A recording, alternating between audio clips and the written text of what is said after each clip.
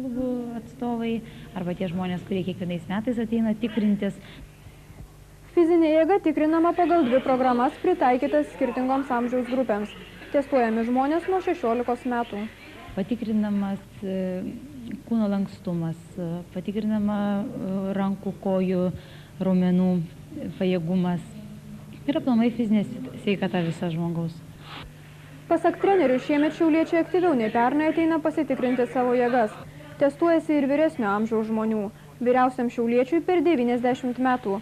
Jis sako, nežinas geros sveikatos paslapties. Aš pats nežinau, kur ta paslaptis dabar. Savo amžiaus grupėse geriausių rezultatų pasiekę miesto gyventojai jau šį savaitgalį varžysis Kaune Lietuvos sveikuolis 2003 konkurse.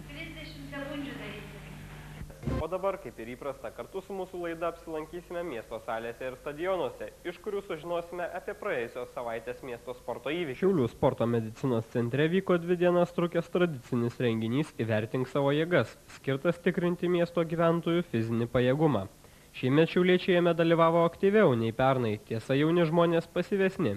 Daugiausiai atėjo sveikuoliai ir reguliariai besimankštinantys šiauliečiai.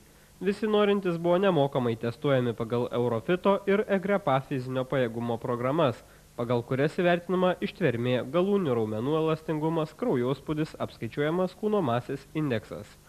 Eurofito testai skirti žmonėms iki 70 metų, EGREPA virš 70 metų, kurių renginėje netrūko.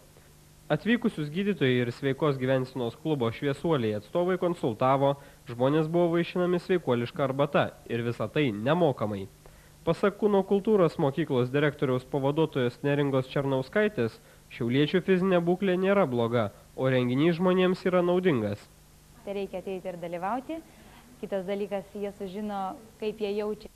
Pasikonsultuoti, jeigu koks iškyla klausimas, jam nereikia į savo polikliniką, viskas yra čia, toje pačioje vietoje.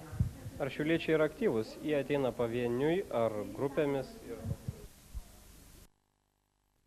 Dar tikimės ir to jūsų laukti. Ir kaip būklė miestiečių? Miestiečių būklė įvairi, kaip ir turbūt visų Lietuvos gyventojų. Tie, kurie rūpinasi savo sveikata, o yra dauguma turbūt atėjusių pas mus, kurie rūpinasi, jiem įdomu yra sužinoti apie savo sveikatą, tai jų tikrai rodikliai yra labai geri ir pavydėtini, ypač senyvo amžiaus žmonių. O jaunimos irgi yra įvairaus, yra labai stiprus ir yra, kuriem reikia susimastyti ir mes tikimės, kad šitas testavimas padėjo jiems susimastyti, kad jiems reikia judėti ir sportuoti. Renginio metu veikia knygų sveikos gyvensenos tema paroda. Savo amžiaus grupėje geriausius rezultatus pasiekę 3 dalyviai turėjo teisę varžytis konkurse Lietuvos sveikuolis 2003 Lietuvos prezidento taurei laimėti.